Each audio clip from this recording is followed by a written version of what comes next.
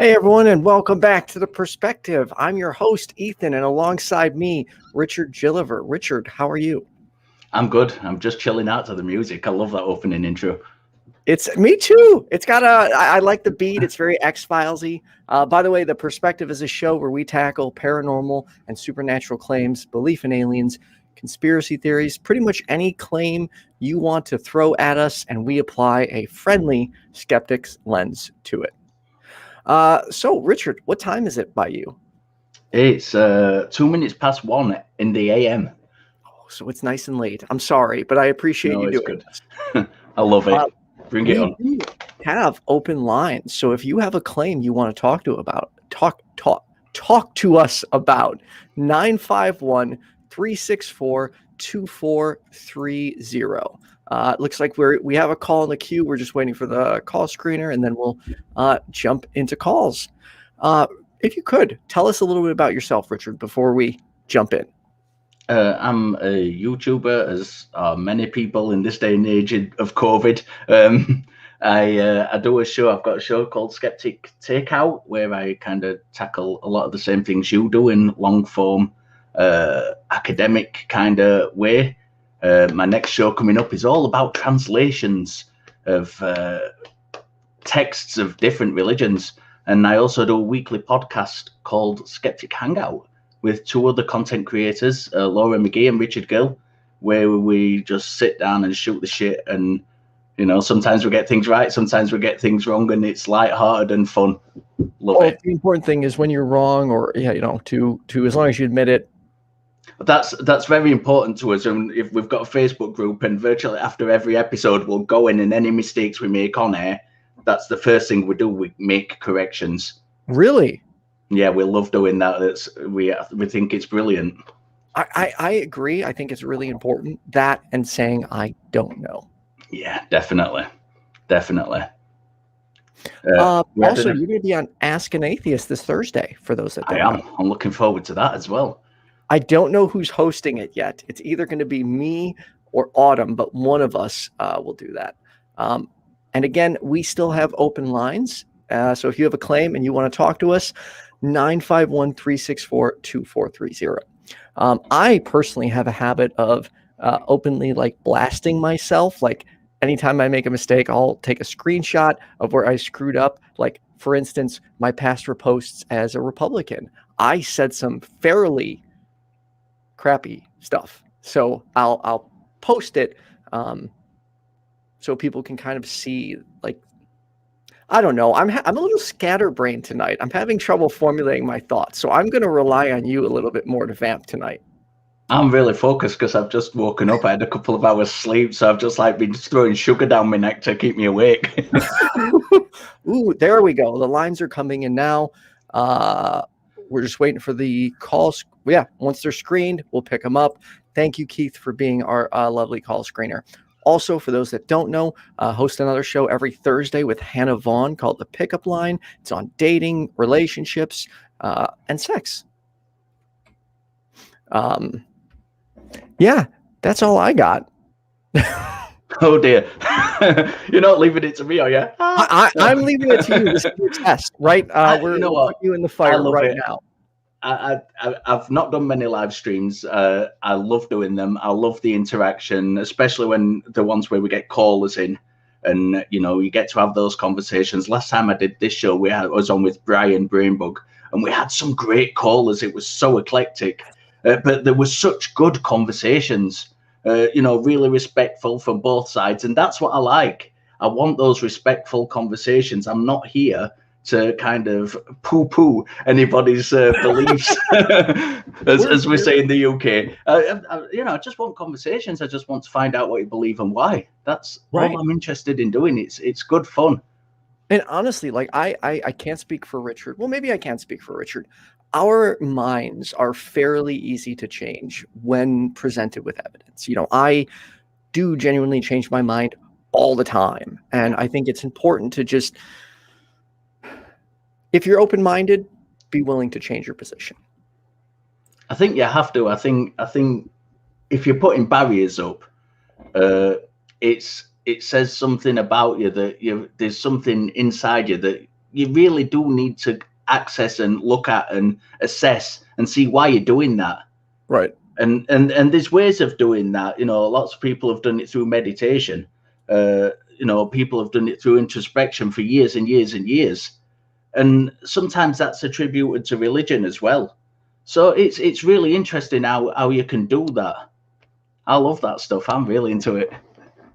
All right. So it looks like we do have our first caller is ready. We have got this person. Okay. Has a lot of, to quote him, conspiracy theory beliefs. Believes in shadow people, flat Earth, aliens, and UFO. So we're going to get to take our pick. Peter, you are on with Richard and Ethan. How are you?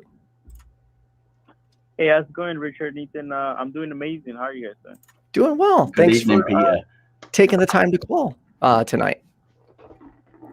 So, Of course, it's a pleasure. Thank you for having me. yeah, Richard, what are you thinking? Do you want shadow people, aliens, Wow. UFOs, or flat Earth? Let's go with aliens. Sweet. It's been in the news recently, so let's go down Love that route. aliens. Mm-hmm. All right, Peter, what is the most compelling evidence for aliens?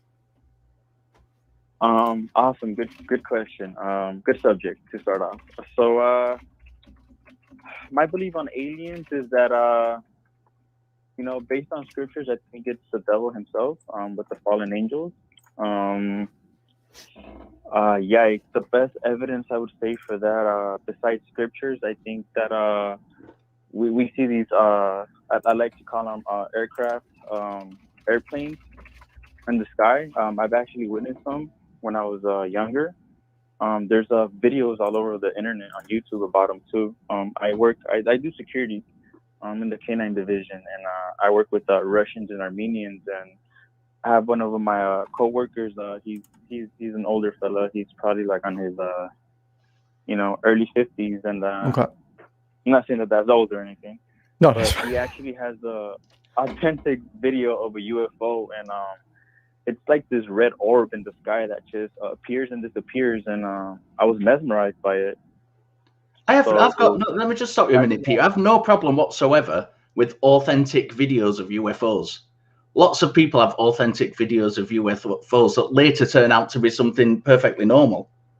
So what about the video do you actually find compelling to make you think it's aliens as opposed to something that is just unknown, that you've not identified yet, that could be perfectly mundane? Great question. So when I saw the video that he showed me, it's basically a giant red orb. It seems like it's some type of energy.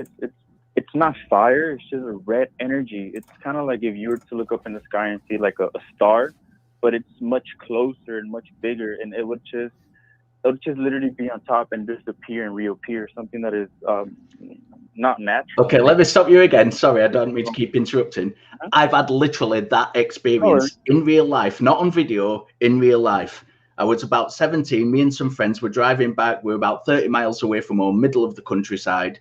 Quite a lot of trees behind us. We kept seeing a big red orb. Literally, it looked like it was following us, looked like a ball of energy.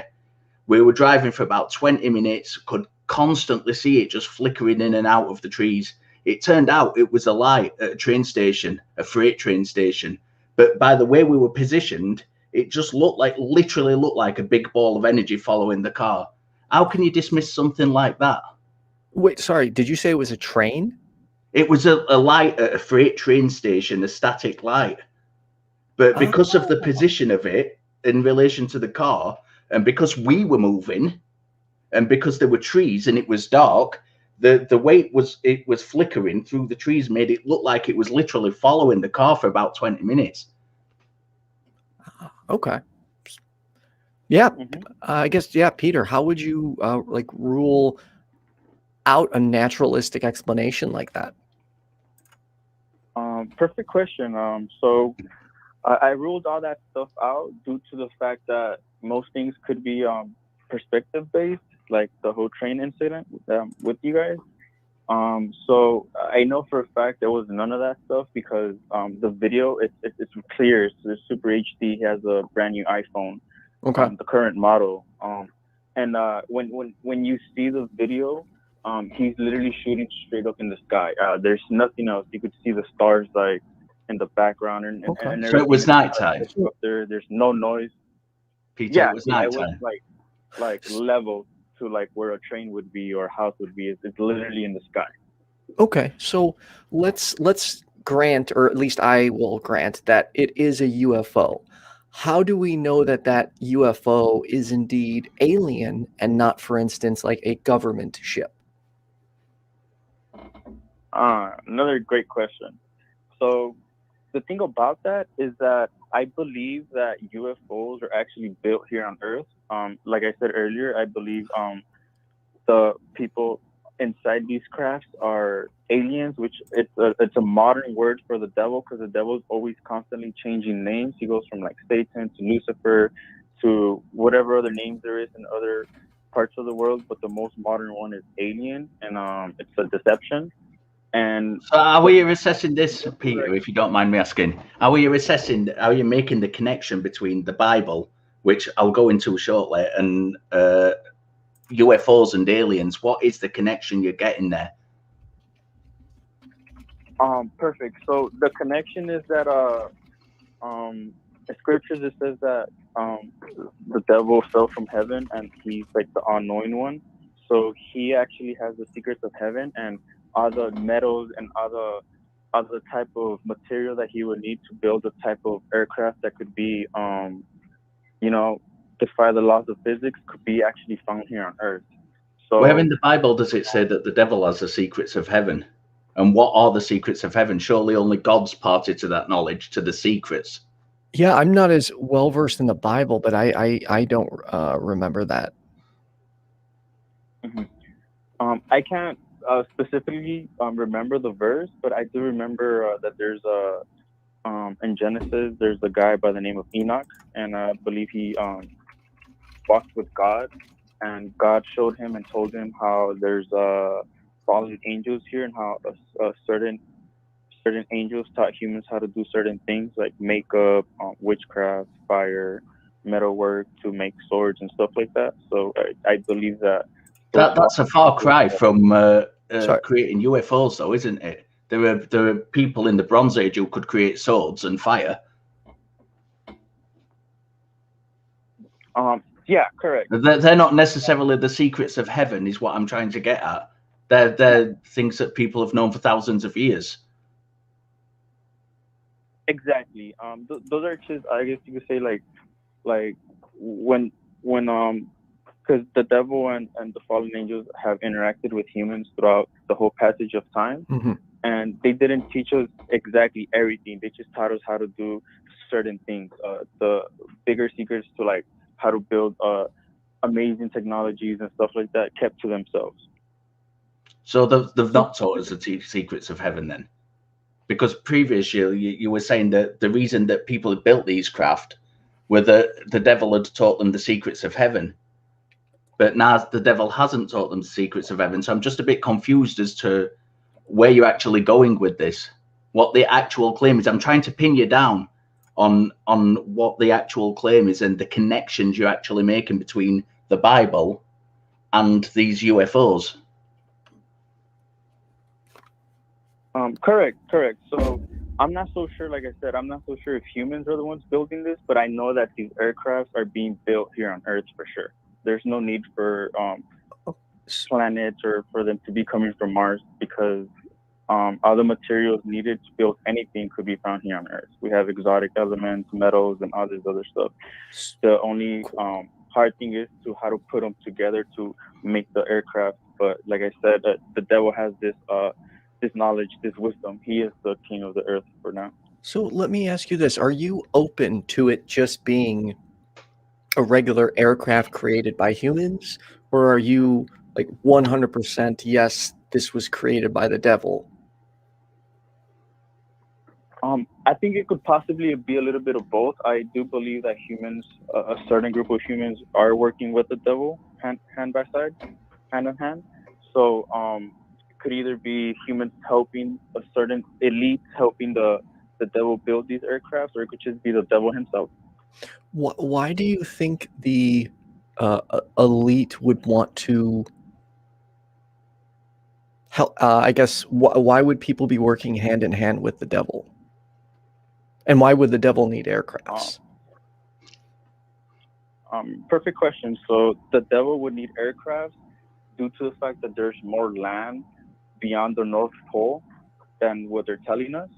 That's where there's a map found in a Buddhist temple, ancient Buddhist temple. I think it was like in the 18 something, and it depicts the whole United States, America, Africa, Madagascar, everything, and then it also shows which Buddhist temple. Because like, now you're hitting my exact area of expertise. I didn't which Buddhist temple? Sorry, Ethan. No, sorry. Sure. Peter. Let me Google this real quick. I totally lost my train of thought. So. Oh, go ahead. Yeah, no worries. So, meanwhile, I Google the Buddhist temple and the map found. Like I was saying, because you guys sometimes the devil puts everything in plain sight. And when you break down the word extraterrestrial, there was actually a general by the name of E. Byrd who did some of the first explorations on the North Pole, South Pole, and with the funding of the American money, he was able to explore the North Pole and go further than any other human has ever gone. And he came back stating they're stating that there's more land beyond the poles, and so it's very difficult to reach those places. Can I just stop you just 1 second? Do you mind if I just stop you 1 second? Yeah, I had a question. I've actually got a friend who's been to the North Pole. Really? Yeah. So, and they reported no such thing as extra land beyond the North Pole. So here's where I'm confused. When you say like extra land beyond the North Pole, are you saying, because if it's round, well, okay, you believe the Earth is flat, correct? So when you say extra land, do you think there's more land that's not accounted for on this flat Earth? Is that accurate? Correct. So there's more land that is not accountable in the modern maps that were given.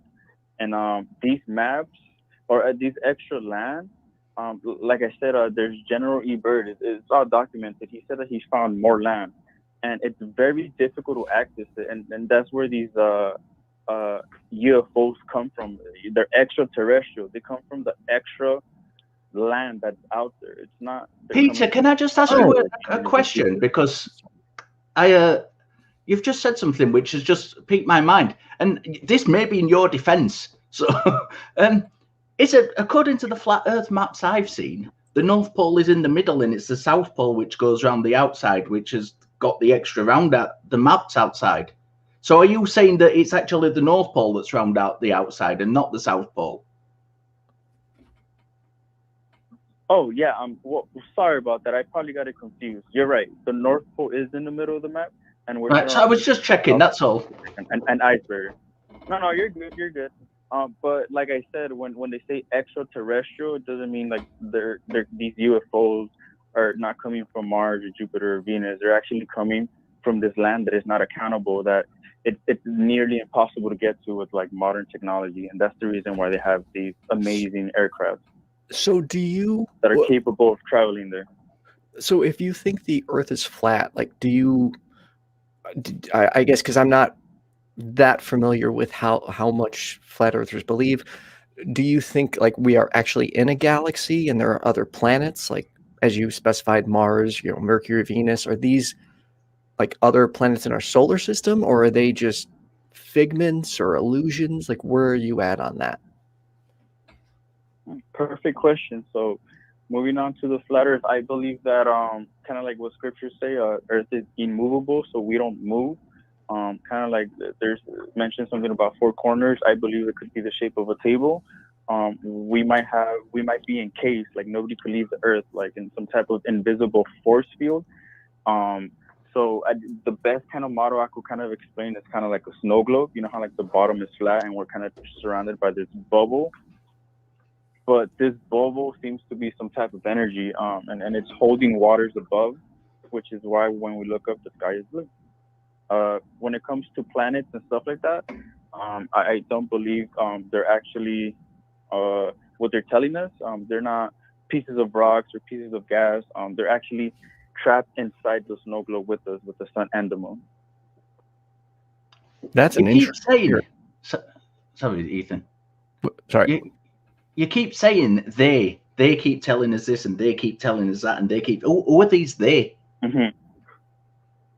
They, I would say, you know, the institutions. I'd say schools, movies, television, music, other modern stuff too. You know.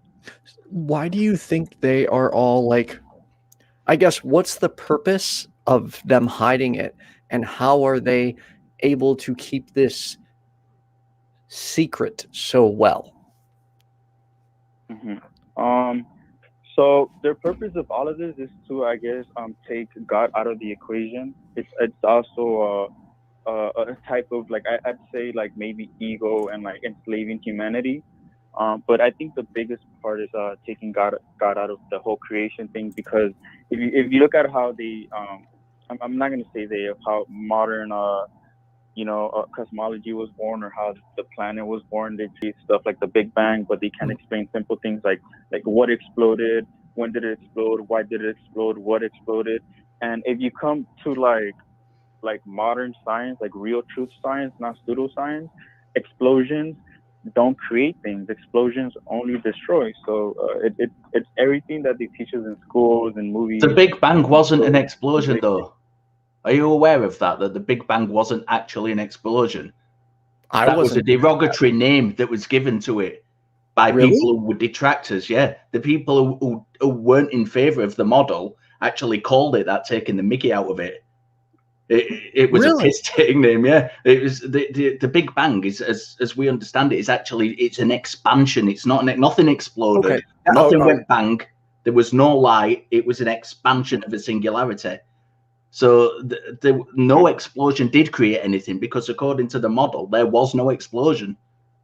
So I'm with you completely there. I absolutely agree with you. Explosions don't create things. What would it take to shake your confidence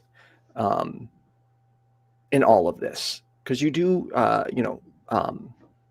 you seem pretty confident in it. So what could change your mind? Well, I've had tons of debates with teachers, with friends, with people, and I normally just leave them flabbergasted. It's very difficult, like, because the thing about it is that I used to be in love with space, with like the whole space documentaries and series. I always wanted to learn about the cosmos, the galaxy, the sun, the big red giants, the neutron stars, and all that stuff. But then I slowly, when I started reading scriptures, everything kind of like became sort of like non-realistic, and I started actually waking up and paying attention how like these documentaries are just CGI. They never give us like actual real footages. Like if they have so many satellites and so many telescopes out there, the Hubble telescopes, let's say for one of them, the most like famous one, why can't they just give us live feed from that? You know, why can't they just turn the Hubble telescope and see the Earth spin? Or you zoom in from the Hubble telescope to like the flag that's on the moon. You know, none of that stuff like has been done. And the whole thing with the ISS, like NASA and these space programs, they could barely fit people and launch people into space. Like, how is it that they could like have a whole mansion, a whole house up there? And like, how is it that they could barely put people in rockets, but yet they could build a house up there? Like that's a ton of material, that's a ton of metal, that's a lot of stuff to go at, Peter. And there's no report. Yeah. The space station is a huge thing. You can see it from Earth, but it's not like, as you described it, a mansion. It's not a space with lots of room inside where people can kind of move about freely. It's small compartments which are constructed together, and each individual compartment was taken up separately, and they were actually constructed there in space. So I just want to come back actually to something you said. I'm just interested. You said as you started reading scriptures, have you not always been religious then? Is that something that you came to later? That is correct. I was non-religious. I don't know if I was atheist or not. I just was living life. Life was just passing by me. and I came across how I became religious with it. And this is why the flat Earth is so important to my heart, due to the fact that I was always into conspiracies, Bigfoot, Planet X, Planet Never had a New, Bigfoot. anything that you could. Sorry, I didn't mean to anything cut that you could off. think of, I was a conspiracy. No worries. I was a conspiracy theorist to the max. Okay. And then one day I was just sitting in my laptop. I was scrolling through videos, and I saw a flat Earth video. And the first thing I saw in my head, I was like, "This is ridiculous. Like, this is bogus. Whoever put this video is just trying to troll me. It's clickbait. It's for sure not real." I dismissed it. I didn't even bother watching it. But then later, like, I kept coming back to, let's see what's the newest like conspiracy theory. Let's check this out. And then more flat Earth videos started coming out. So then I told myself, okay, you know what? I'm gonna watch one just so I could see how ridiculous and how sorry for how dumb this is. And after I watch the first one, I'm just gonna dismiss it and never watch it again. So if I ever see more flat Earth videos, I'm just gonna say, no, that's ridiculous.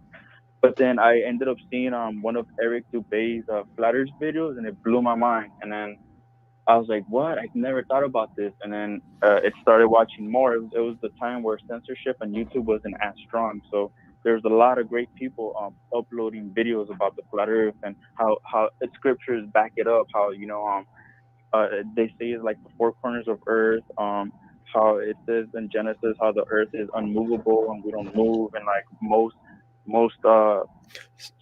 experiments to prove the Earth moving and stuff like that. Peter, are you saying that it was the flat Earth that made you religious? It was actually getting into flat Earth first. Yes, it was the flat Earth opened up the doors for me to be religious. Right. Okay. We gotta wrap up in just a moment and get on to the next caller. But Richard, I'm so enjoying this call so much. Did you do you have any final questions? I've got lots of questions that we haven't got time for. Peter, I've really enjoyed talking to you. Thank you for being respectful, and it's been such a good conversation. I've got so much I'd like to say and continue the conversation with you. Please call back into the show again in future. Yeah, thanks for your time, Peter. For sure. It's a pleasure. Thank you so much, guys. We just, like I thank said, you. Scratch the surface, and thank you. All right. You guys. Have a good one. God bless. You too. Take care. All right. I need to get like Brainbug or a scientist to review everything that was just said so we can go over anything that was missed. That's what we should do one day. You know how we do like movie reviews? We should do perspective reviews. We'll just get a round. That's a really good idea. And review a really good idea. So we can pick up on all the things that were missed. It's a good idea as long as I'm involved. That's all I'm saying. All right. We are going to get to our next caller. We've got Jacob is the atheist psychic medium. Did you catch that, Richard? Hello, Ethan. Yeah, hello, Richard. I think so. Hey, Jacob. How you doing? Hi, Jacob. Good. How are you guys? Doing well. Good, thank you.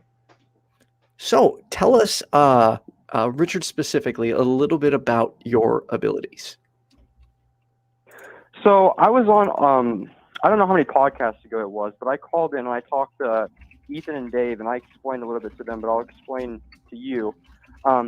Ever since I've been little and I can remember, I've been able to see and talk to spirits. And I'm 19 years old. I live in Illinois as well. And yeah, that's about it. Are you the, sorry, I'm not sure if I remember the episode. Just refresh my memory. Are you the guy who offered to fly Ethan out, or have I got that wrong? So we are, no. That's Jacob. Yeah. We are in talks with him and Dave Warnock to fly in, I believe it was mid-August, or was that right, Jacob? Correct. Okay. So yep, correct. We are working with him. He's supposedly going to have his film, camera crew come out, and Dave and he's going to take us to some hot spots, and we're going to be able to test his abilities. So fingers crossed. I'm really excited. I hope it happens. But I guess, Richard, what questions do you have? You know what? I don't think you'll be able to do this. I don't think you'll be able to attempt to do this, and that's fair enough. I'd love to give this challenge to you, regardless. If you can't do it, it's fine. I'm no pressure or anything. But there is something I've always said, that somebody can prove to me that they're either telepathic or psychic, because there is one thing about me that only someone who has departed this earth and myself know. So if somebody is really psychic, they will either be able to, they'll either demonstrate that they're actually in communion with people from beyond the grave, or they can read my mind. And that's just an open challenge to anybody who professes to have psychic abilities.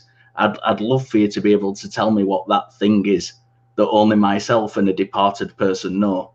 And like I say, it's if you want to say no, that's fine. It's just an open challenge. So allow me to explain a little bit about myself and what real psychic mediums are able to do. So, and I have a lot of unanswered questions. I'm not somebody that knows of, like, you know, I don't know everything there is about psychic mediums and stuff like that, because a lot of psychic mediums have a lot of unanswered questions of their own. But if we were to meet in person and you have, I'm guessing, a relative or somebody that you know that has passed on, correct? Well, somebody's passed on, yes, who knows something about me. I'm not going to fall for cold reading techniques either, so I'm not suggesting you're doing that on purpose, but you were definitely cold reading then. I wasn't I'm not suggesting by any stretch of the imagination you're doing it deceitfully and you're doing it on purpose, but you were definitely cold reading then. You asked me a question and you gave me an alternative and you were trying to fish for information. My wife's doing a master's in educational psychology. I go through her books all the time.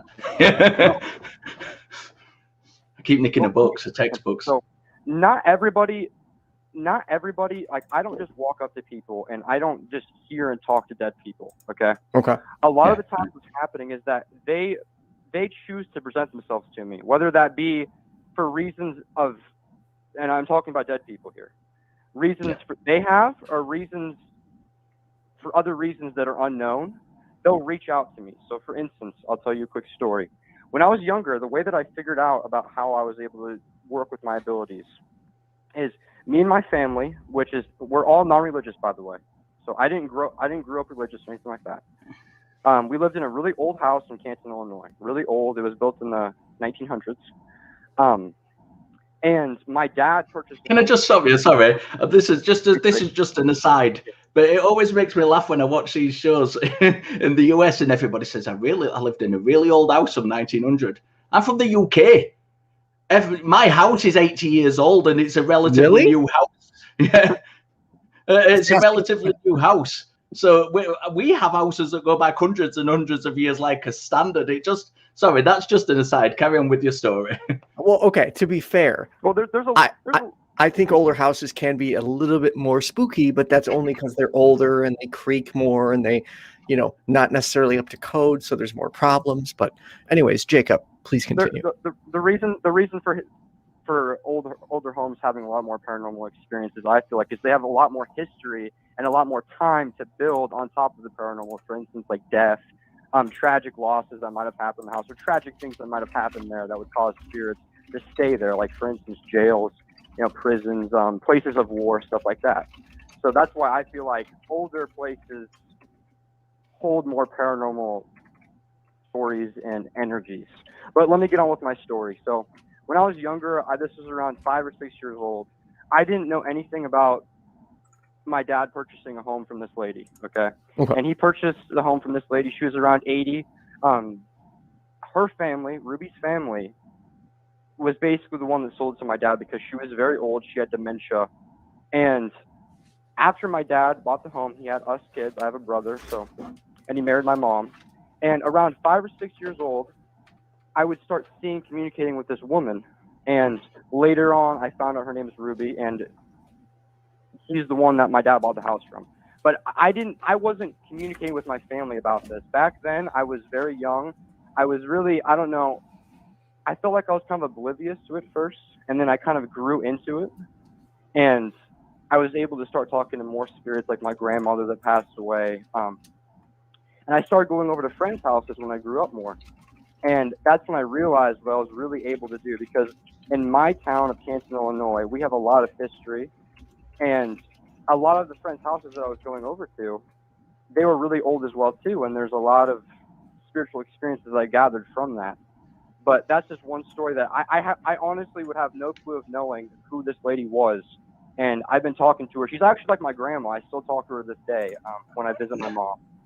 But I'm going to ask you a question about that just shortly, but I want to go back. I know I was kind of joking a little while ago when I said that, you know, we have really old properties in Britain, and we do.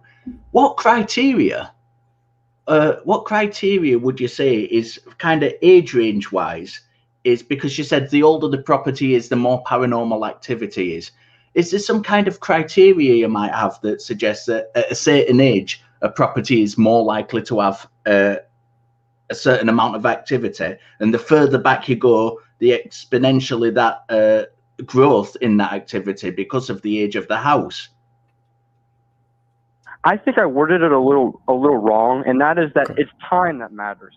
So obviously having a house that's 100 years old versus 20, there's a lot more room for either bad things to happen, like murder, death, suicide, stuff of that nature, which normally causes these spirit phenomenons to stay on Earth. And that's what I mean by that. There's a lot more time. You know, you have a brand new building on a piece of land. That's why I'm asking, because as I said, that we have a lot of old houses in Britain, and although we do have reports of hauntings and things like that, you know, that's undeniable. It's not in any way. It's only with the real old houses that occurs. Usually, it's the very odd occasion where it's a newer house, but it's the really, really old houses. So that certainly predate most of the houses in America, I would say. So I'm just trying to figure out. There seems to be a cultural disparity. That's what I'm trying to say. In the US, it might be houses of like 100 years old and more where hauntings occur. Whereas in the UK, there are lots of houses that are 100 years old, 150 years old, 200 years old, where there are no hauntings. The hauntings in the UK are associated with properties that are much older.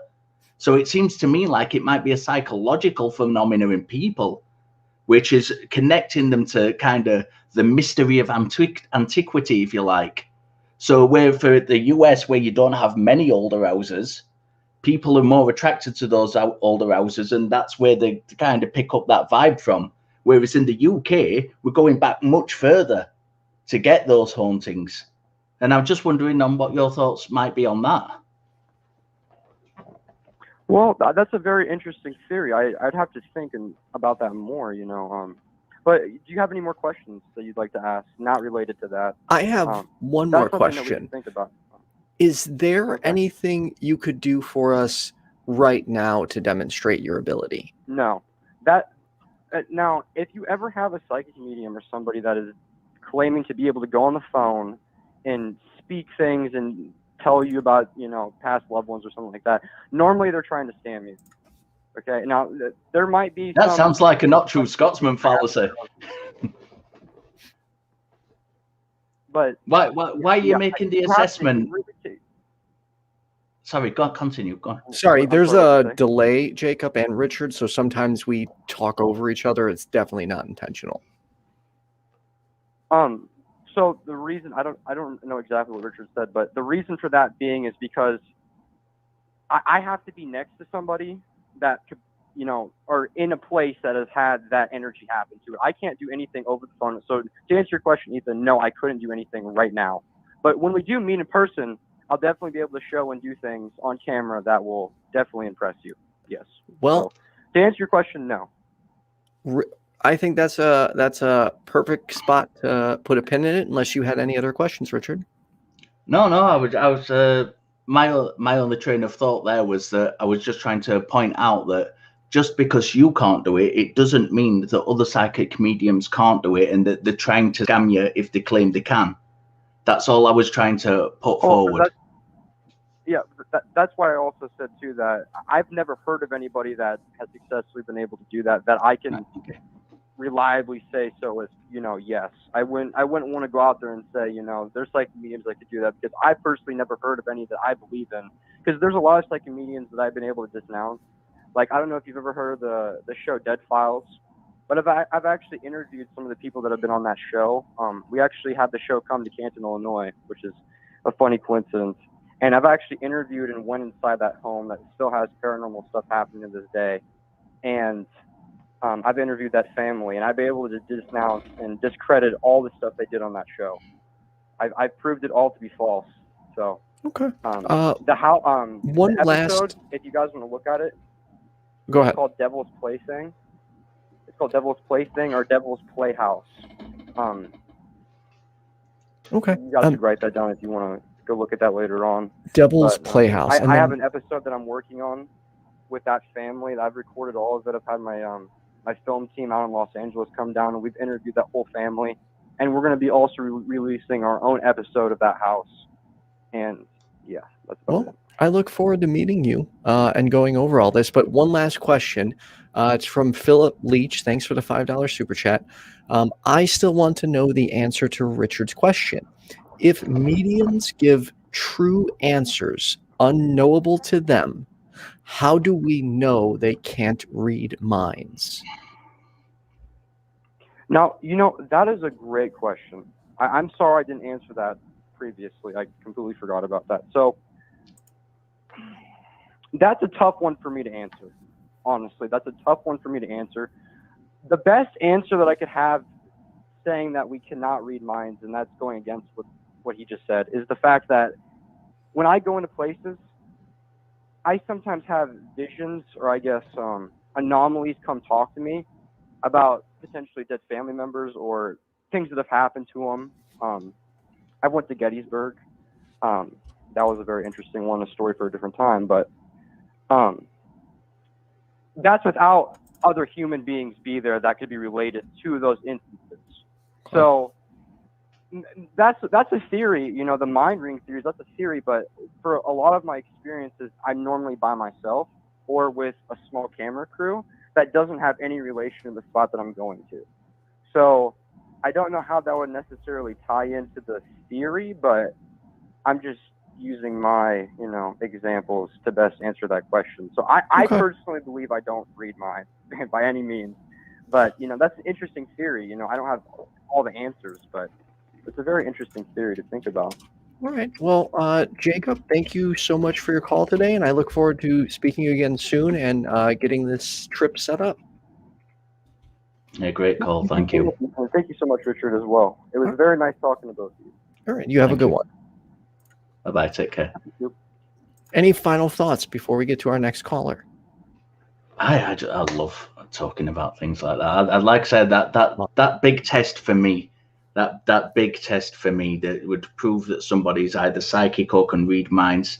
That is the one thing. If they turned around to me, they would convince me on the spot. There's literally no way they could know. The chances are phenomenal that they could know that. So I'll go as far as to tell people the person I want to communicate with, and it would be my brother who passed away. We had our own unique language, and there are only 3 people, including myself, that know that language. If any psychic or medium could decipher or say something in our lingo, which I assure you is not easy, then I would definitely be fairly convinced. And that's my challenge to any and all psychics. Find out what my brother's and I language was and communicate in it, and I will be one of your biggest supporters. Yeah, definitely. All right, next we have someone calling from Colorado. Says, if I'm reading this correctly, they don't believe they're from Earth. I'm not sure if I'm saying this name right. Is it Cassidy? Is it okay? Is that right, Cassidy? Yes. All right. Cassidy. Hey, sorry, there was a beep. You are on Yes, with it's Richard Cassidy. and Ethan. How are you? Hi guys. I am feeling a lot better than I was before the show. I really like your guys' show. Well, Thank sweet. you. I'm glad I'm feeling great. Good. One thing to keep in mind, there seems to be like a slight delay.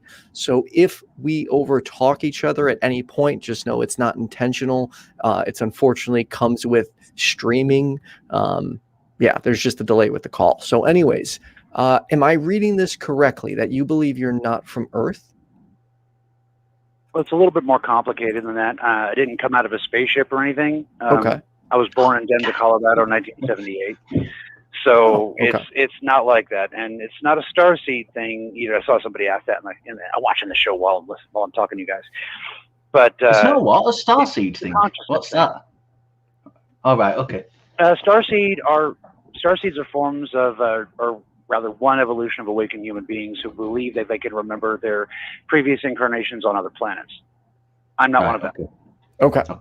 And then whatever you do, don't YouTube, there is about a 15-second delay. So don't pay attention to YouTube, pay attention to the phone because the words won't line up correctly. So yeah. Anyways, okay, go ahead. If you could finish explaining. All right. So like I said, it's a more of a consciousness thing. It's, like I said before, the starseeds believe that they can remember previous past life incarnations on other planets. The only difference between them and my situation is I didn't die to get here. I don't quite understand how I got here in this format. But the mission's still the mission, so here we go. So can I've just got a question that just to clarify something for my own understanding. Are you saying, because I've got two things in mind here, are you saying that you were born in the body you are now and a consciousness came in from outside and entered that body? Or are you saying that you were born with the human consciousness and you can communicate with beings from outside via your body? Or something different? Have I got it completely wrong on both counts? Yeah. No, you're not. It's not completely wrong. Essentially, it's gonna sound a little bit. Just bear with me for a moment, all right? Essentially, my people are made of light. Okay, our technology is based on consciousness, gravity, the fundamental planes of physics, things like that. So, getting here was a bit of a turmoil. My people were shot at when we arrived, and as an emergency measure, I got into a womb. And quite frankly, I decided that it would be best to forget the whole thing, and the memories wouldn't stop. The way of sensing the way my people sense wouldn't stop. It just would never stop. So once I finally got into advanced science, I started to research this. I figured, basically, given what happened in the background in my academic career, I figured there's no chance in hell I'm ever going to be able to be a real scientist. So I might as well study something fun. And at that point, I had decided that this was nothing but some dream I came up with as a kid. Okay. So I said, all right, well, okay, let's test it. Let's test it. And the more I tested, the more it turned out to be true. How did you test it? As I went along. What was that? How did you test it? Well, various methods, primarily by plucking various energy cores. If this is true, then I should be able to produce various results within 3D space. And over time, I don't know what that means. That I could actually... I don't know what that means. You're going to have to explain it in a more layman's terms. Okay, so imagine if playing music, right? Like a sound tone at the exact right frequency. You know how that can split crystal, correct? Or shatter crystal, rather. Imagine if you could do the same thing to neurons in the brain, right? So how did you test this? Because what science did you take classes in?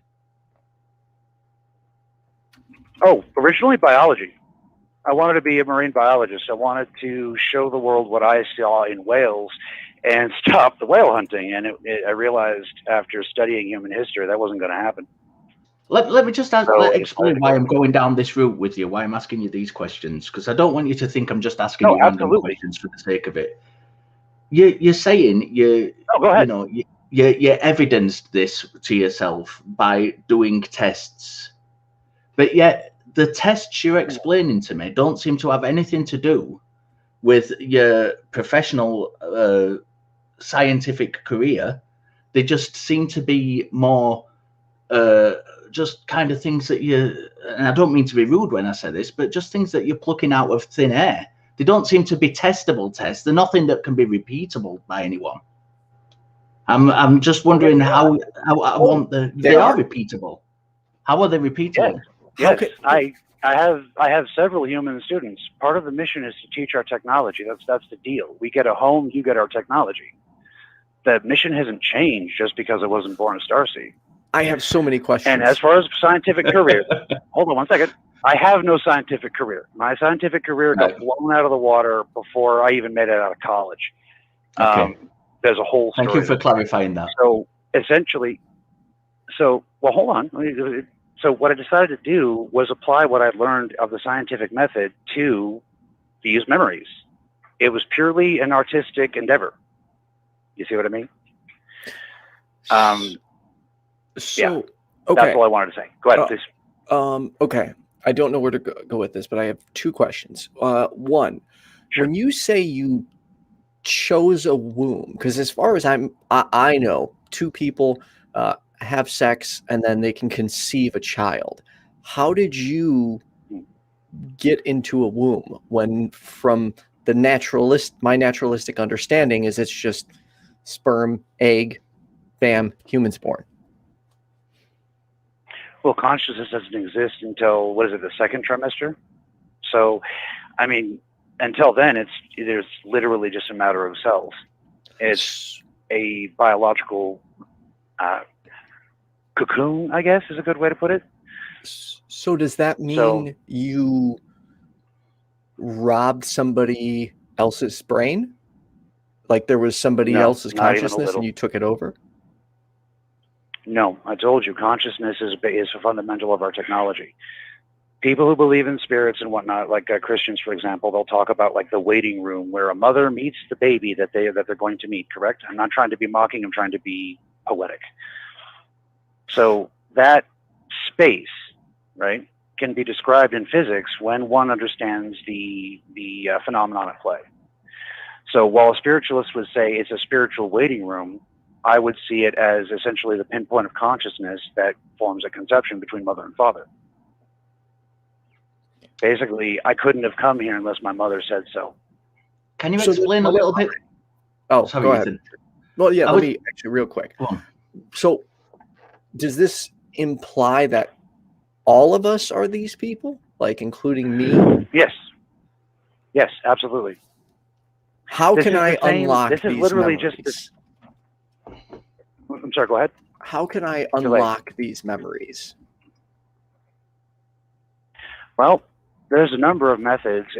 I've found it depends entirely, well, not entirely, but greatly on the culture you come from, because that tends to form your belief on how the universe functions. For example, Christians, I'll give them instructions on what to pray for.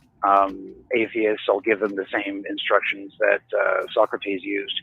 You know, it's not a matter of spirituality. It's a matter of how the human brain functions, if I am correct and I'm not a lunatic. See, that's a big part of it. I'm on a journey to find out whether or not I'm correct, sir. Okay, so that's a great time to ask, how can we know that you're being truthful and verify any of this? Well, I can prove the genetics that I'm talking about. Point of fact, these genetics are the reason why the government is trying to pay for my daughter's heart transplant. If it wasn't for the differential genomics and the fact that my genes and human genes function together, we would be out in the cold like any other poor family. So, basically, I can prove what I say. Okay. Would you be able to, without, I don't want you providing me personal medical information necessarily, but what information? No, I said I'd answer anything. No, I know, like what documentation, for instance, could you perhaps send me that we could review, that I could review? I can send you the MRIs from one of my, I don't know if I can't call them clients because I don't charge for what I do, but as part of proof of what I do, I essentially, I don't want to say heal because it's not like magic, it's technology. I apply our medical technology. And in one case, one lady thought, I can't say her name, obviously. She thought that she was going to bust me and expose me when her husband didn't make it through his surgery. And so she had MRIs taken of the entire thing, and, well, it worked. So that's one of the proofs that I have. How do the surgery performed by the doctors or surgery performed by you? The surgery performed by the doctors. I was nowhere near it when I was in California. She's in like New York. So then wouldn't it be the doctors who fixed the person, not you? It was the doc. No, because when he went in for surgery, his tumor was gone. They had to open him up and to see if it was, they were reading it wrong on the MRI. Are there any physical signs of this technology you used? Rather than just saying, which is, I accept, I'll take your word for it, that the tumor was gone, because there might be unknown medical reasons as to why the tumor was gone. But during the MRI results, are there actual traces of the technology you used that can demonstrate that it was your technology that made the tumor go, as opposed to some kind of natural medical phenomena? Well, if things work the way I believe they work, and I'm correct, again, right, remember, I'm on the journey to figure out whether or not I'm just crazy, right? If things work the way I believe they work, then absolutely yes. There should be a radiation signature, at least. So if I'm understanding you correctly, you're open to being wrong on this. And I want to be very clear. I'm not going to say you're crazy. I don't like saying that. I don't think it... I'm not going to diagnose people, and I think that's just rude to say. But it sounds like you're open to the possibility that you're looking at this incorrectly. Is that correct? Sir, I'm praying that's the case. So what would it take specifically, do you think, to shake your confidence in this belief you have? Just proof one way or another. The problem is I can't quite get the proof that I need personally one way or another. Like, for example, the DNA, that is absolutely proof. The question isn't what, the question is why. You see what I mean? The problem with this genome, and you guys can fact check on this later, the problem is that it's a fairly newly discovered thing. They've never had very many people, they haven't had anyone they could study that didn't have either some kind of traumatic brain injury or some other like learning deficiency. I've had several severe traumatic brain injuries. My daughter is the first person they've ever been able to study with neither. You see? So I had to sign these contracts with them. Can I just ask you a question regarding your... Sorry, can I just ask you a question regarding your own statements? Before I do, I want to echo Ethan's sentiment that I'm not in any way suggesting that you are crazy. I'm just going on what you've said yourself, and I'm leading from that. Have you actually sought any kind of medical or psychiatric help to see if that's the case? Have you been to doctors and have them assess you? Yes, sir. I have been in therapy since I was 8 years old. My mother would disagree. She'd say it was 11, but that's between my mom and dad deciding who did it first. I've also had several MRIs, several brain scans. They've tested to see if I was schizophrenic 3 times now. My official diagnosis is highly intuitive with an overactive imagination. Right, so you have got an official diagnosis then? What was that? No, I just said I have a pretty... I'm sorry. Oh, sorry. Richard, go ahead. I'll shut up. You have got an actual official diagnosis then as to what this condition might be from the medical perspective? Yeah, I just told you what it was. Yeah, no, I'm just clarifying. That's literally, all. Yeah. Okay. See, the thing is that upon testing, my intuitiveness, as my therapist put it, it can be verified over time. It's not something I could do on a show. I'm not psychic, okay. So that can't really be questioned. Like, for example, I have a series of predictions based on my calculations of the way things will go. Every single one of them has come true. This is literally to the point where I was trying to get in contact with like ESETI, David Wilcock, all of them. None of them disagree with what I'm saying. They've all put me through their test. They do believe I am who I say I am. The problem is I won't shut up. when COVID was on the way, I was not shutting up. I was saying, it's coming, this is what you need to do. You could go back on my show and you can literally see it. I mean, right down to Fauci lying. Can you give us a prediction now that we can verify in the future, something which is time specific, specific in the events it predicts, something that we can say on a certain date, perhaps this thing will happen, and it's clear and can't be confused with something else? Can you give us a prediction like that now? Actually, yes, I can. Brilliant, thank you. On September 8th, Fashion Week begins. If I'm correct, if what I've seen is correct 100%, which so far, like right down to coming from the Gobi Desert. But keep in mind, I pray I'm wrong. I do not want to be right. All right, I want to be a crazy guy so I can just draw my comic books. Sorry. It's fine. Anyway, so if I'm correct, then essentially there. I'm just looking for a pen. I'm going to write this down. What was that? Oh, he's I'm getting. going to write this down. Oh yeah. So on September 8th, Fashion Week starts. It's going to be a worldwide party celebrating the end of the pandemic. If I'm correct, there will be some kind of massive, gruesome terrorist attack, specifically beginning on the runways, and it will. There are supernatural elements to what I see. I don't know how it can translate to like real events, but it'll be gruesome, and it'll start with the models, and it will be a deliberate religious terroristic attack. Would you be willing to specifically the words? Oh, sorry. Go ahead. I apologize. No, go ahead. Specifically, this group will be attempting to punish the world for its greed. The word mammon should come up, and the mammon, according to Christians and Muslims, is the angel of greed. So, can I just ask you a question based on that? You say it's the end of the pandemic. Can you be more specific? Do you mean Is it the date where there are going to be no more cases of COVID? No, that's not even remotely the issue. What it is the rich elite, quote unquote, will be celebrating the end of the lockdowns. That's what I should. All worldwide lockdowns will end by that date. Sorry. Yeah, my bad. Again, traumatic brain injury. I do get my nouns and my numbers messed up. No, that's fine. But yeah, so it'll be September 6th, beginning of Fashion Week specifically. And if it's anything other than that, then I'm not completely correct. So, and thank God. 2 questions. One, would you be willing to call back after that date so we can follow up on this? Oh, yeah. Awesome. Oh, heck yeah.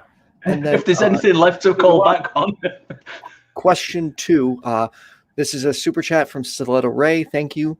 I just want to clarify the caller's ideology is the same as star people who believe in ancient extraterrestrial war between lion-eat extraterrestrials, reptilian extraterrestrials, and someone else, or is this a separate ideology? He said at the beginning of the call, and correct me if I'm wrong, Cassidy, that this is separate from the star children. Correct? Well, not exactly. That gets into my proofs and then genetics and whatnot. The Native Americans, I am Native American. The Native Americans believe that they've had interbreeding with the quote unquote star people for many, many generations. My whole philosophy is that if this is true, there will be some kind of scientific evidence that is reproducible. You see what I mean? Okay. Well, Richard, do you have any other questions? No. If I can finish answering that question, please. Sorry. Yeah, go ahead. Now, what I discovered when I started coming out to humans is that they associate me with the quote unquote lion people. That's why whenever I'm talking online, I say, you call my people the feline Lyrans. We're not lions. We're energy beings. You see what I mean? I don't know why humans associate us with lions, but whatever. If this is true, then we all have a very nasty responsibility, and we don't have a whole lot of time. I mean, every thinking being on the planet. And if it's not true, it makes for a great story. All right. Well, either way. Cassidy, thank you so much for your call, and I would definitely, if you could, welcome you to call back after your prediction date. Richard, what was that again? September the 6th. September the 6th. Let me pull this up real quick. That would be our first show after September 6th, would be September 7th. So if you can call back on September 7th, that would be awesome, Cassidy. Well, hold on. No, September 8th is when Fashion Week starts. Oh, okay. So Okay, you did say September the 8th at the first, and then you said September the 6th afterwards. I'm just trying to clarify the exact date. So September 6th is my birthday. Again, I get names and dates switched. No, that's fine. That's one of the reasons I don't have evidence. Just clarifying. Really good, solid evidence. So September 13th, we've been connected on Facebook. So let's follow up then. Cassidy, thank you for taking the time to call in. Thank you very much. Yeah, thank you guys. All right, really appreciate it. You're on a good show. Thank you. Have a good day. That was a lot to tackle. Yeah, definitely. I genuinely didn't know what direction to go. I do have a lot more questions. And Kenneth, yes, I have no idea when Fashion Week starts. As you can see, this is my fashion. I'm not very fashionable. I actually have asked either my brother or my girlfriend to help me pick out clothes, because if it was up to me, I would be wearing those big baggy cargo shorts that go below my knees. Like, I still have those. And my girlfriend's like, oh my God, don't wear them. Same with my brother. He's like, you've got to get a better sense of fashion. So yeah, I don't necessarily have good taste. Except for my streaming shirts. You need the Kenny Lenny debonair stare and suit. That's what you need. All right. Are you ready for our next caller? Yes, I am. Let's jump in. So we're jumping into religion, which I like when we mix it up. We've got some arguments from analogy for intelligent design. Tangelo, you're on with Richard Gilliver and Ethan. How are you? Yes, hello, Ethan. Hello, Richard. I'm fine, thanks. And you? Doing good. Hi, I'm Tangelo. What do you got for us? It's actually the first time that we have actually a talk together, right? Okay. Yes, so it is. And questions, and I would like just that you answer with yes or no, and then at the end you will see the moral of the story. Is that okay? Okay, let me just preface you by warning you that I'm not some little English wallflower who won't tear you to pieces. I'm just going to tell you that in advance. And I'm not just going to answer yes or no to a pre-done script. If you want a conversation, we will have a conversation. If you're here to preach, please go and fuck yourself. So I'll put that out there to begin with. No, it will not be preaching whatsoever. Good. Okay? Let's continue then with a nice conversation. Could you speak a little louder, though? Only because the people in the audience are saying it's... want to stop? Can you speak a little louder, just because the audience is saying it's kind of hard to hear you? Yeah. Is it better now? Yes, thank you. Okay. So my first question, does inventing a computer program and using it to store instructional assembly information require an intelligent programmer, yes or no? What the fuck has that got to do with God, Angelo? What has that got to do with intelligent design? Okay. Does inventing a computer program and using it to store... No. Let's go back a step. I didn't hear his question. He said, does a computer program require an intelligent designer? Before we move on from that, let's ascertain what that has got to do with intelligent design from God creating people, or the universe, or the earth, or whatever it is you claim actually is. I will come to that. If you permit to make these few questions. You answer. Well, we don't need to. We don't need your few questions, do we? Story. If you excuse me, just 1 second. We don't need your few questions because I've asked you a direct question. What has it got to do with it?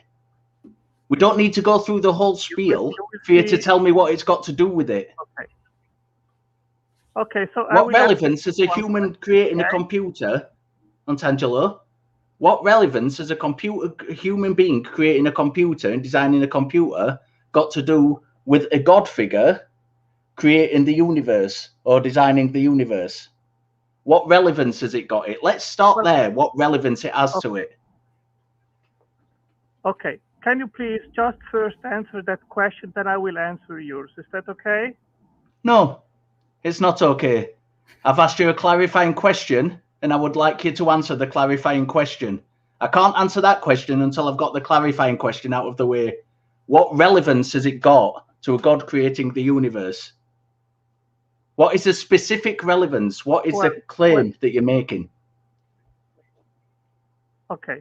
As soon as you answer my question, you will right away. Antangelo, I told you at the start of the. Excuse me. Excuse me. I told you at the beginning of the call we weren't working to a script and we were going to have a conversation, and you agreed you would do that. So, what relevance has a person designing a computer got to do with the God designing the universe? What is the relevance? What's the connection? Did I say universe? No, you said intelligent designer, and I asked you earlier whether you meant human beings or universe. Yes. What does anything that I want to talk with you with have to do with the universe? I didn't say universe, right?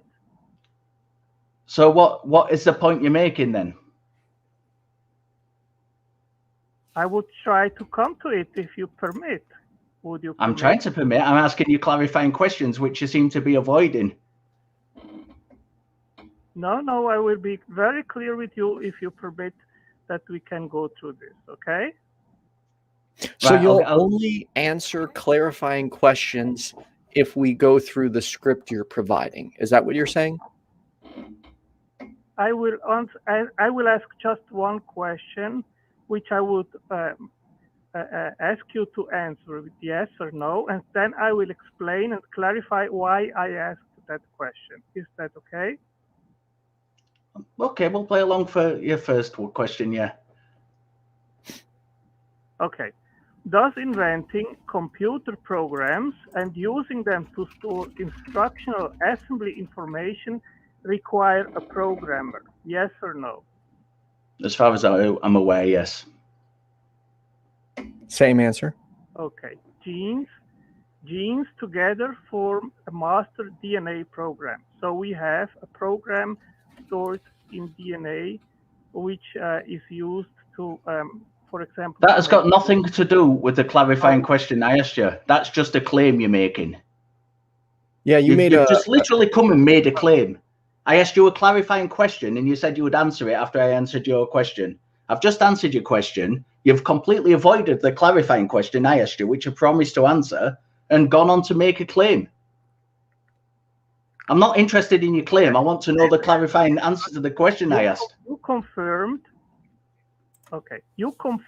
that in order to make a computer program, a programmer, which must be intelligent, is required. Therefore, in order to make the program which is stored in genes, there is no computer program stored in genes. Programmer. Antangelo, there is no computer program stored in genes. That's just a claim. That's just a claim. Well, can you please get me? Right, no, listen, please. If you call next time I'm on the show, if Ethan's kind enough to have me back on, call next time I'm on the show and bring with you a reference to an actual computer programmer who I can look up who will state unambiguously that a computer program is stored in genes, and get that reference so I can take it to a biologist and get them to confirm it. I can confirm it to you right now. I don't want you to confirm it to me because what you're doing is making You're claims. a biologist, Antangelo? What does it matter if I am a biologist or not? I mean, I would. You're talking about genes, and that's who studies genes. And I don't think get. you don't need to be a biologist to know that DNA stores information. Computer programs. I think it'd help if you were a biologist. There's a difference between DNA and computer I can quote programs, you though. right here. How the DNA computer program makes you and me. Can a set of simple instructions produce complex three-dimensional... A computer program doesn't make me. I'm not a robot. Antangelo, this isn't Star Trek. I'm not Data. A computer program hasn't made me. I've not got some scientist, some super scientist who's gone out and made me. I'm not... Sorry, continue, please. Antangelo? Yes? Please continue. Sorry, I didn't mean to interrupt you. I do just want to read the super chat from Secular Rarity real quick. Thank you, Richard Straight crushing it. And then we got one more super chat that seems... Oh, there we go. From Philip Leitch. No, deep learning creates programs and stores data without a programmer. Ironically, they are based on evolution. Okay, the problem with that is, Ethan, that in order for you to have life, you need already DNA and information stored in DNA to make the first living thing and to start DNA replication. And that cannot be explained through evolution because evolution depends on DNA replication, which has to be first set up. And so DNA and the information stored in DNA. Antangelo, I'm not a biologist. I've got no expertise in this area at all. But as I understand it, and I'll please anybody out there who does understand it better than me, correct me if I'm wrong. As I understand it, DNA is actually vital to evolution, and that it's part of DNA that they study to confirm evolution, as far as I understand it. And I still don't understand where the computer programming comes in. But I just explained to you that in order for you to have evolution, you need DNA replication. And in order... Antangelo, you explained nothing to me. What you did is you made a claim. Why are you interrupting? Why are you interrupting me? Because you're reading from a script and I'm not listening to it. I told you at the top of the call. Antangelo, please be quiet. I told you at the top of the call, I wasn't listening to bullshit from the script. And I don't know whether you didn't believe me and whether you think you can just come in and repeat these claims that are nothing but claims with absolutely nothing to back them up. I've given you a set of criteria that I'd like to, which would confirm it to me. Go and get a computer programmer, get the computer programmer to confirm that there is a computer program within DNA, and then we can take that to a biologist and get their opinion on it. You've told me that what does it matter if you're a biologist? Well, I think it's quite important if you're studying DNA. I think it's quite important. I wouldn't take my car to be fixed to a zoologist. I think an expertise in the area that you're talking about is actually quite important to get a point across, especially if you're making really wayward claims. Please continue. What else? I just don't get the tie. Like, I would love for you to prove any of these claims, particularly the God claim in particular. Like, what is the most compelling evidence for God? I would say that the pattern in DNA, which is a code, is fantastic evidence because DNA stores coded information. All codes come from intelligence, and therefore DNA and the information stored in DNA has to come from an intelligence. And Richard confirmed with the first question which I asked him. Richard confirmed, Antangelo, Richard confirmed that computer programs, as far as Antangelo, listen to me. Richard confirmed, as far as I understand it, and I'm by no means an expert, that computer programs need a programmer. It turns out that Philip Leitch has said that's different, and he probably knows more than me on the subject. So, you know, I'm quite happy to go with his intelligence, because I know Philip quite well, and he knows a lot of stuff that I don't. And even so, computer programs aren't the same as DNA. So how do you know any of this? Because for me, it just sounds like pure speculation. Well, I can quote you here from several science papers right away. For example, the Quoting digital science code of papers doesn't DNA prove in God. Well, the evidence is that DNA stores digital code. Codes are always set up by intelligence. Therefore, How do the you know DNA that? code must Can you run- send the Antangelo? Can you send the science papers to Ethan so he can pass them on to me, which say that specifically the DNA contains a digital code? I want to see those science papers. Sure. And Philip Leitch follow-up says, yes, not all code comes from intelligence. Deep learning demonstrates this. Therefore, there is no God. Who does Question mark. set up set up AI and deep learning? Computer specialists, they make these kind of things, right? But even still, so what? That doesn't mean there's a God.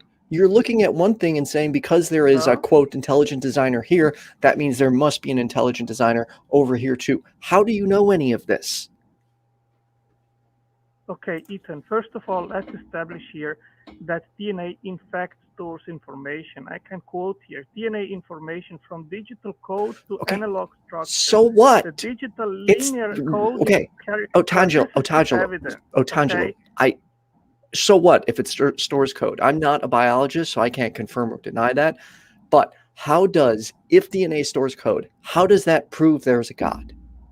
Specifically digital code, because that was the claim you made. Example. Nope, Okay, nope, we nope, know that, nope. It doesn't matter if I can or not. Show me how that proves there's a God. And let me just follow on from Ethan there and just explain to you why we're having such difficulty, right? I'm going to use a really simplified version. Here, you're saying that there's a rabbit. Here, you're saying that there's a dog. And then you're just drawing a line between them and saying it's the same thing. That's where we're getting confused because we see no correlation between rabbit and dog. Exactly. Being the same thing. We're having difficulty with it. That's why I specifically asked you to give me evidence that can be verified with experts in the relative fields. Not just make claims. Making claims means nothing. I can do that. I can send you very many dozens and dozens of science papers which confirm what I am saying. I can even quote them to you. There is a consensus. I don't want you to quote them to me. I've specifically asked you to send them to Ethan so he can pass them on to me. Stores codified information. Antangelo. Okay. Antangelo. Antangelo. I don't want you to tell me about them. I want you to send them to me so I can actually see them, so I can read them, so I can confirm that they're from reputable journals, so I can confirm that they've been accurately peer reviewed. That's what I want. I don't just want you to just say something. I will send them through Messenger to Ethan. I have sent him already articles on the claim that cells are in a literal sense factories. I did send it as well to Arden of Eden, and I did not get any response whatsoever from any of the hosts. Also to another host of your show, I will send the links to you, and I expect that you get back to me and that you confirm that what I am saying is correct. That I'm not going to confirm what you're saying is correct if it's not. Antangelo. Listen to me. I'm not going to confirm it if it's not correct, Hammer. Why would I do that? If it's not correct, I'm not going to confirm that it's correct. You've just said to me, be quiet and listen to me. Listen, you've just said to me that the code, the cells, the DNA are literally factories. They are not literally factories. I come from Sheffield. It's the city of steel. We have millions and millions and millions of factories. None of them look like DNA. We have actual factories that produce things that are made by people that have a purpose, an intent behind them. This is not present in DNA. They are not literal factories. It's not the case. Send the papers. Let me review the papers. And if I see anything, if I see anything compelling in them, Angelo, if I see anything compelling in them in the papers, I will respond to them. Are you listening to me? All right, so here's what we're going to do. We're going to wrap this call up. Otangelo, you're going to get me that information. I'm going to pass it on to Richard. Richard's going to review. Also, please listen back to this call. Appreciate you taking the time to call in and waiting on hold, and I hope you have a wonderful day. Thank you, Otangelo. I got nothing. I've never spoken to Otangelo before. That was quite fun. I don't know why everybody doesn't like talking to him. It was great fun. Yeah. I would love to. I would love for him to prove God, and I know. So for those watching, we always try and be as friendly as possible. But please understand, there are some people we deal with in these circles that call every show, that message us time and time again, and they just say the same things over and over. And sometimes it just makes you want to bang your head against the wall. So if we seem a little less than patient, it's just because we've sometimes been dealing with these same people for a year on end. So. And I think that's evident by the fact that the way we've spoken to the previous callers tonight, that we're just not going out there bashing people for the sake of it. We do want nice conversations. Right. I've never spoken to Otangelo myself before. I've seen plenty of calls with him, with people much more knowledgeable than me who've torn him to pieces, and it just never seems to learn or understand. He has a script that he wants to read from and put a certain message across. I'm not interested in that. I want honest conversations. Like he called in, and I'm going to provide a series of questions, and you answer yes and no. Like that's not how the show works. You don't, call us, tell us we're gonna, what we're gonna say, how we're gonna answer your questions. This is a back and forth conversation, and most importantly, you need to provide evidence for your claims, not just saying, a scientist said this or an article said this. Prove your case. Anyways, we got to get to our last caller. And also, we will be doing the Discord after party with Richard and myself. If anyone's interested, the Discord link is in the description. But we're going to get to our last caller. We have got GK wants to talk about the true history of Earth. Everything we know about history is a complete lie. GK, aka the Guacamole Kid, you are on with Richard and I. How are you? I'm good. How are you guys? Doing good, thank you. Good, thank you. When you say everything is a lie, can you expand on that? Well, this is something I've been on kind of a course for the last couple of years. I talked a little bit about it last time I talked to you. But recently I came across kind of the mother of all theories. And it's something that at first, knee-jerk reaction, it might cause a knee-jerk reaction, but there's actually people who have done a lot of study, intricate study of this field. So when you start saying, give me the evidence, Micheal Gibson is one of the people that I really enjoyed her presentations, and she's an historian, and she goes into extreme detail of what I'm talking about. But here's the basic theory, and I didn't come up with it, but I actually do believe it because it fits in with everything else. These huge buildings and you were talking about them, Richard, in England. You were saying that in our country, we're only a couple hundred years old. We don't have these old buildings and whatever your conversation was, but England's been there longer. They've got older buildings, castles, things from antiquity, right? Yeah. Okay, yeah. So the theory is that the technology of 200, 300, 400 years ago, and I'm talking to some people, you guys are hardcore fact, you're not wanting to get into the ethereal realm too much. You're about facts. Do you think the people from 200, 300, 400 years ago could have built those huge cathedrals? I mean, I don't know which huge cathedrals you're talking about, but I mean, I don't see. I'm talking about the castles in England. Your huge churches and castles, Westminster Abbey. You think that technology from 200, 300, 400 years ago could have built this? Yeah, why not? Yeah, you do. You do. Yeah. Seriously, they were horse and carriage. Right. Let me just explain. Invented the glass.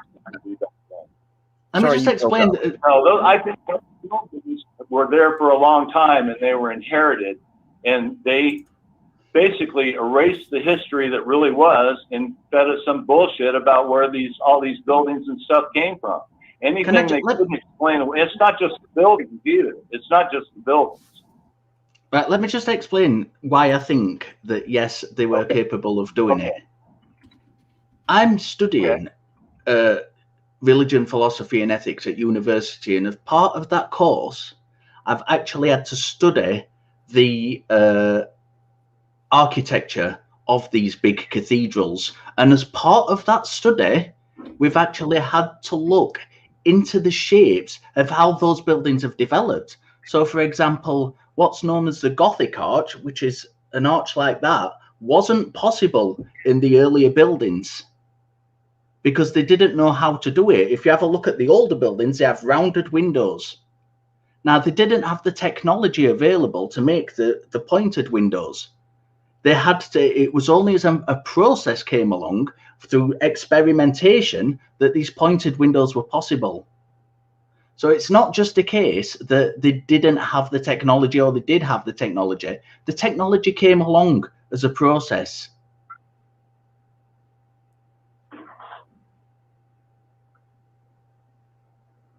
Hello, GK? Okay, I'm watching. Okay, yeah, I'm here. If you're watching the stream, don't watch the stream, because there is a... Hey, GK? GK? Hello? Yeah, don't watch the stream, because there is a 15-second delay. I'm not watching it anymore. I'm trying to get off that. Okay. Okay, but now consider this. Canals, locks, all these different things that we find all over the world. You know, do you think in America in the 1800s, they had the capacity to build the Erie Canal? No, they did not have the capacity to build that thing in the amount of time they said they had with horse and cart. And I still disagree with your theory, Richard, because you don't know what history is if they've taken half of it out. If you study those things and they've removed the things... I am studying history. I am studying the history. I studied... Excuse me. Just hang on, because I think we're getting caught up in the delay here. Oh, I think we're just getting caught up in the delay, so I apologize. I'm not meaning to interrupt you. I study the history. That is part of what I do. I study historical texts as part of my course academically. That is part of what I do. For at least 10 years, I've been studying the texts of Islam. I've been studying the texts of Buddhism. I've been studying the texts of early Christianity. I'm aware of the historical method and how you ascertain evidence and things like that. So don't tell me that I don't know how to study history, because I do know how to study history.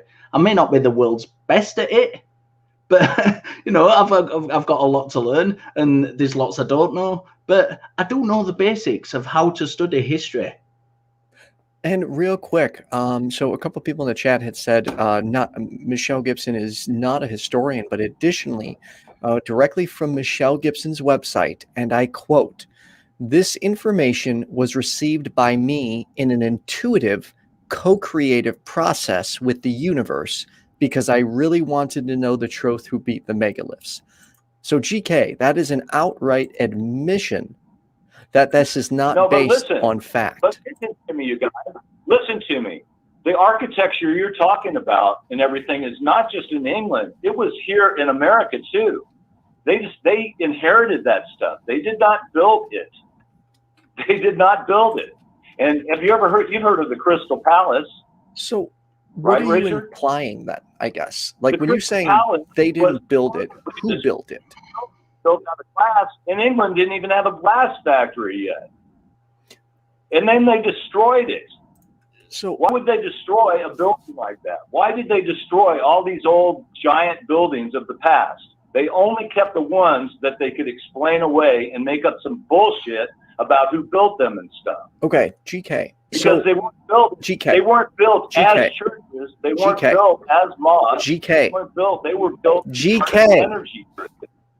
This Yes. should be a back and forth conversation, not just you talking endlessly.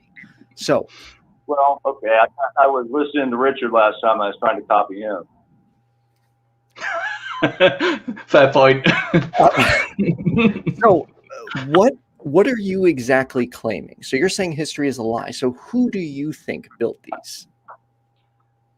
I think that there was an ancient race of master builders, and they basically built the earth. They really did. If you look around the earth at all the common features everywhere, I mean, you're talking about architecture that's on one corner of the planet that wasn't even supposed to be discovered yet, and on another, it's almost identical. And this goes round and round and round. The whole thing. Can you give us an example? Water went GK. an energy system. It was a free energy system that they had. Can you give us a couple hundred years ago? Can you give us an example of this architecture, which is the same from around the world from ancient times? If you look at the way a church is designed, I mean, these big churches with the domes, they look more like acoustic resonators, don't they? The windows look like fractals. I mean, these things were drawing energy down from the ether like a Tesla coil, converting it to energy, and then purifying the waterways that ran below it. The That has got nothing at all to do with the question I've just asked you. It's literally got nothing to do with the question I've just asked you. I've just asked you if you can give us an example of the similarities between these ancient structures from around the world as to why you think they're constructed in the same way. In Micheal's video, she compares dozens and dozens and dozens. She goes around the world place by place, building. I'm not talking to GK. I'm not talking to Micheal. GK, I'm not talking to Micheal. I'm talking to you. I've just asked you the question. No, she's the historian. I'm relating her information. I'm not the fucking expert. I'm trying to relate a theory. I gathered that.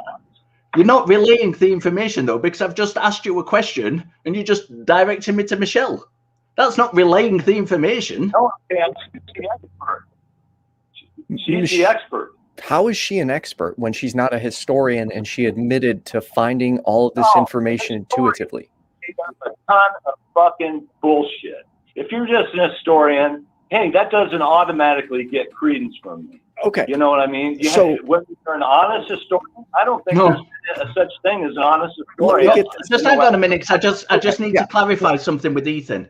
I just need to clarify something with Ethan. You're not a historian if you study history and the correct methods of analyzing history.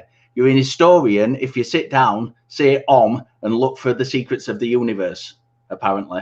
That's the vibe I'm getting. What I'm not understanding is you're sitting here discrediting people who go to years and years of school because you think Micheal is an expert who goes off her intuition. Hello? Yeah. Hello. I'm sorry, I heard a beep. I thought I got cut off again. No, I'm saying that there was a devised plan to deceive the world and change the history. Yes, it was a conspiracy theory, and it carries forth to this day. And it's about everything. It's about what the world really was like. We had a free energy grid and a clean water system that covered the entire Earth. Have you got anything? Fucking Earth. Can you? Have you got anything? I was just going to ask the same question. Have you got anything to evidence this? You have to study it a little bit yourselves and prove it yourselves. All I can tell you is my theory. I can't. I have studied it. I studied history. You got to understand all this stuff. So who studied it? That's the thing, GK. Richard has studied it, and I myself, I don't even know where to go with this. All right. And actually studied and compared these things, Richard? I don't think you have. I don't deny that you're an expert in your field, but have you ever studied? I'm not an expert. I'm not an expert. No. So if you give it an honest look, then I would appreciate your opinion because you are an historian. I'm trying to give GK. I'm trying to give it an honest look. I'm literally asking you clarifying questions to give it an honest look, and you're referring me to someone else and not answering those questions. No, because I'm not the expert. I'm related to the theory that they came up with. Okay. So here's what we need you to do in this case, because all you're doing is relaying someone else's information that we find to be completely unreliable. No, I put my own on it. So if you could send me a message and include one, Micheal's credentials and why she should be considered reliable. I'm not going to do that. I'm not going to do that. Look it up yourself. Okay. Well, then if you don't want to do the work and back up your claims, then have a wonderful day. Goodbye. Sorry. Nope. If you want to make claims, prove it. Don't just come on and say, this person said that, this person said that. I'm just relaying information. We're not here for you to ramble. We're here to have a conversation and honestly investigate the claims you present, not just whatever you feel like saying. Exactly that. Oh, man, this was a good show, but these last two callers kind of riled me up a little bit. It's been a show of two halves, hasn't it? Philip Leitch, thanks for the $5 super chat. We can date cathedrals through wood rings, carbon dating, even archaeological findings under the buildings. How is this dismissed? Also, for those of you who like my new background, special thanks to my brother who helped me put all this together. I think it's pretty kick butt. Like, it looks awesome, and he helped me make it portable. So if I ever move, I can literally just unscrew everything and screw it in a new place. So super cool. I love it. But Bandaid is, of course, already trying to attack and rip up the lower ones. Go figure. What'd you think, Richard? That was a very interesting show. We had a couple of really good conversations to begin with, and unfortunately, the kind of people who just want to come and speak at you and throw claims at you and came out at the end. I'm all for a good conversation. I love conversations with people. It doesn't matter what they believe. I love having the conversations, and we've had some really respectful ones tonight, which I really appreciate. That's why I want to do these things. Well, and it's always the people with the most off-the-wall astronomical claims that tell you to look it up. Like, no, I have not.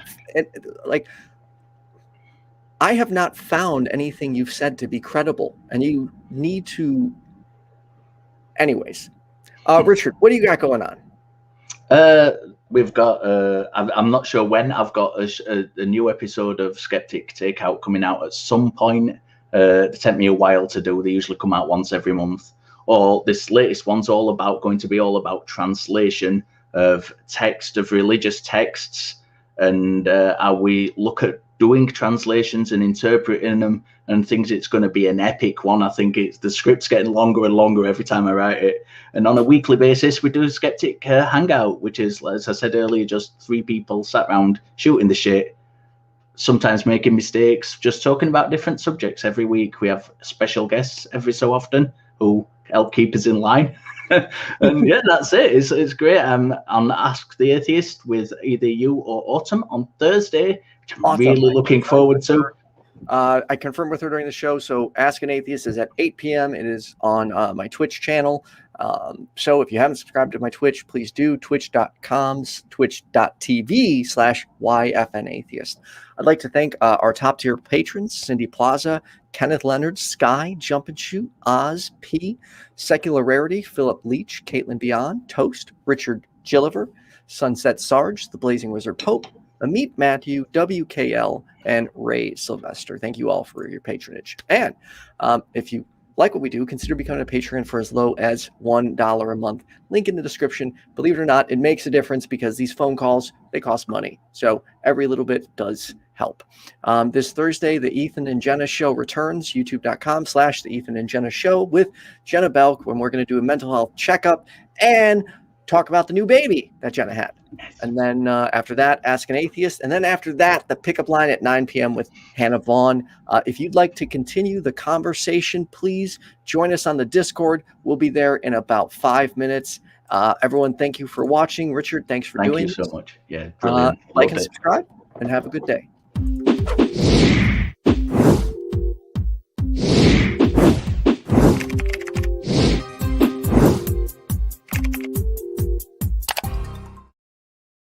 And one more thing. I need a closing line for the perspective. So, person to come up with the best closing line will get a $25 Amazon gift card.